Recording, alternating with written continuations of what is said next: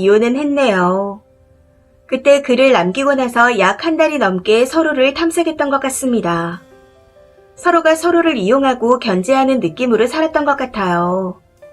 의도를 파악하고 일정을 추적하고, 저 같은 경우에는 전 남편과 그 가족들이 정말로 나를 정신병자로 몰고 가려는 것 아닐까 하고 한참을 생각했었죠. 그러다 보니 자다가도 문득 깨서 정말 자고 있는 건 맞는 건가 싶어 코 밑에 손가락을 대보기도 했습니다. 지금에서야 정말 제가 피폐해지고 정신이 나가 있었구나 하고 제법 냉정하게 돌아볼 수 있지만 그때 당시만 해도 그 사람의 진정성이나 모순을 파악하는 게 우선이 되어야 한다고 생각했습니다. 그게 제가 할 수 있는 최선이라 생각을 하니 제 모든 행동이 합리화가 되고 오히려 틀에 박힌 것처럼 한치의 오차도 없이 완벽한 것 같다는 느낌에 도취가 되어 있었고요. 그 사람에게 흠이 잡히지 않고 오히려 잡아서 완전히 자유롭게 이혼을 해야 한다는 생각을 하며 광기에 사로잡혔던 것 같습니다. 몰래 나가서 전화를 받거나 하면 현관 앞에 가서 길을 대보거나 주차장까지 몰래 따라가기도 했었고 시댁 식구들을 만나러 간다 하면 진짜로 가는지 따라가 보기도 했었습니다. 그렇게 지내다가 스트레스가 극에 달했는지 40주를 조금 못 채우고 아이가 뱃속에서 사산이 되었습니다. 생으로 유도분만해서 아이를 낳은 후 병원에 누워있다 정신을 차리고 보니 시어머니가 와 있더군요. 풍이 와서 늘어진 말투가 습관이 된 상태였는데 네가 나를 그렇게 취급했지만 나는 네가 미워도 가족이니 감내하고 간호를 해주겠다. 하고 말하면서 병실에 앉아 정말 꼼짝도 하지 않았습니다. 친정 엄마께서도 입원 중이셨기에 병수발은 간병인이 해줬었고요. 3일을 거동이 불편해서 기저귀를 갈아야 했었는데 오로가 나오는 내내 간병인이 닦아줬습니다. 당시 시어머니는 가라고 해도 안 가고 정승같이 앉아 밑을 빤히 쳐다보셨는데 아직도 그 일이 가끔씩 꿈에 나옵니다. 총 9일을 입원했는데 남편은 그 흔한 톡이나 문자 한 통 하지 않더군요.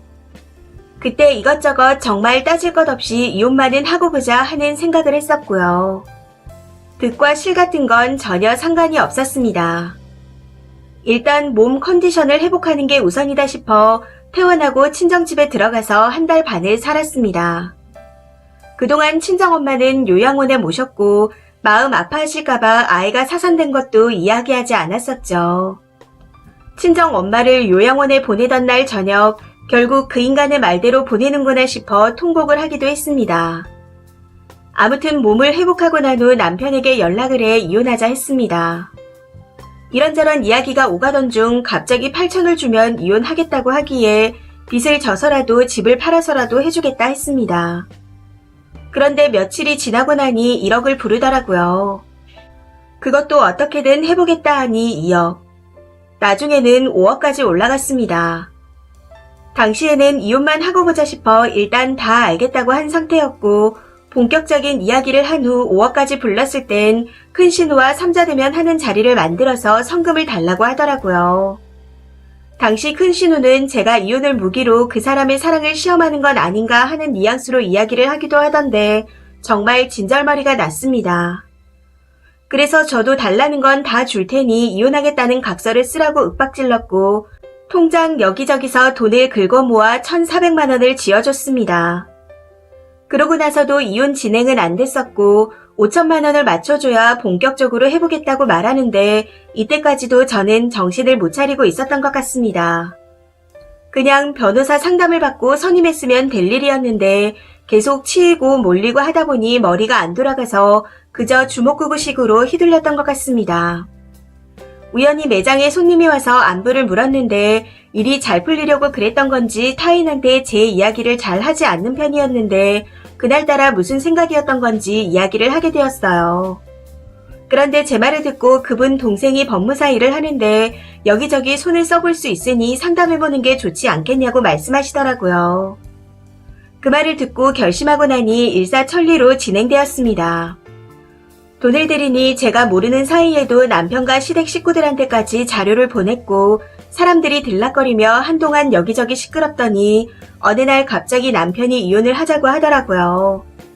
원래 그 사람 집이었기에 제가 집을 나가는 대신 먼저 준 1,400만 원을 포함해서 1,600 더 주는 걸로 끝내게 되었습니다. 이혼하고 2천에 55만원짜리 월세방을 얻어 이불이고 뭐고 아무것도 없는 방에서 옷가방 하나 옆에 두고 정신없이 쓰러져서 잠들었습니다. 그날 꿈속에 온통 파란색인 방 안에서 아이 하나가 빛이 나게 웃으면서 눈을 맞추는데 말로는 다 못할 정도로 소름이 끼치면서 계속해서 눈물이 나더군요. 잠에서 깨고 보니 그날이 제 아이를 보낸 날이었습니다. 그때서야 아이 얼굴이 제대로 떠오르더라고요. 사산이 된 아이가 원래 그러는진 모르겠지만 얼굴만 까맸습니다. 눈도 입술도 꽉 다물린 상태로.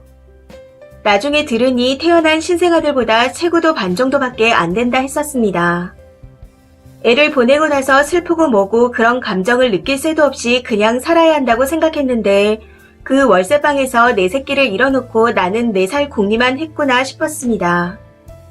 그런 생각이 드니 또 멘탈이 나가서 복구가 안 되고 그렇게 1년 넘게 방황을 하다가 정신과도 다니고 사람들을 만나기 시작하면서 조금씩 회복되기 시작하더군요.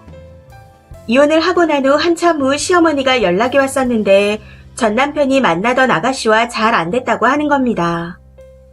어차피 이혼할 생각이라 오픈하고 여자한테 대시를 한 후 만났다는데 저와 이혼한 후 뭐가 잘 안 됐는지 만나는 여자마다 지속이 안 된다고.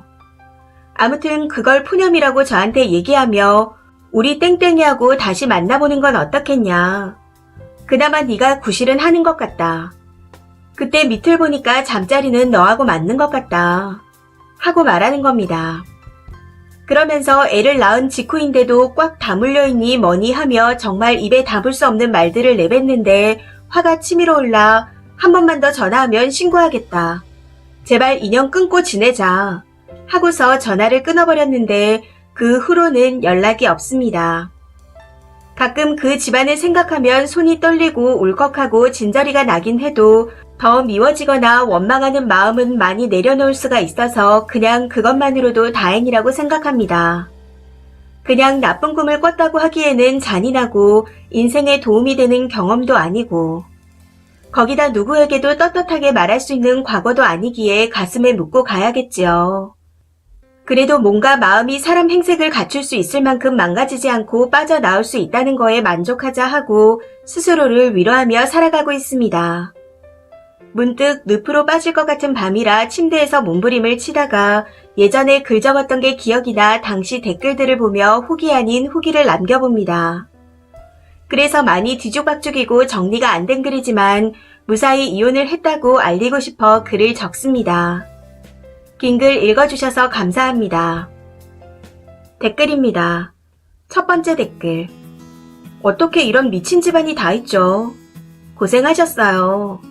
앞으로 본인 몸만 생각하며 사시길 바랍니다.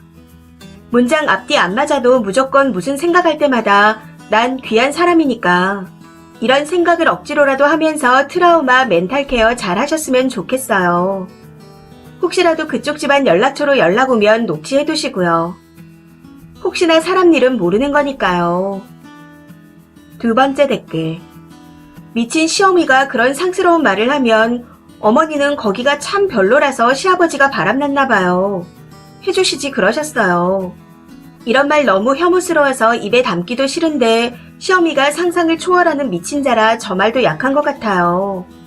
제가 다 억울합니다. 아무튼 글쓰님은 로또 1등 맞고 저 쓰레기 같은 집구석은 폭망했으면 좋겠네요. 세 번째 댓글. 첫 글부터 지금 글까지 구역질나는 글이었어요. 저는 읽기만 해도 그런데 글쓰님은 얼마나 가슴이 타들어갔을지. 아가도 그걸 같이 느꼈을 겁니다. 그리고 엄마를 응원했을 거예요.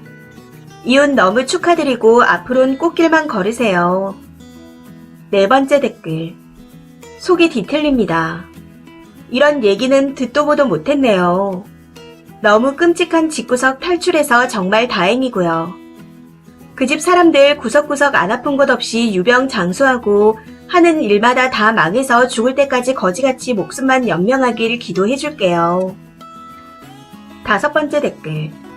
지네 부모도 돌보지 않는 그런 시가부모 모시지 마세요.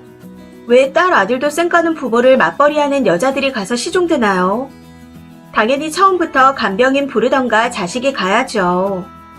함부로 시가 수발 들라고 말하는 남자 제대로 된 인간 아니에요.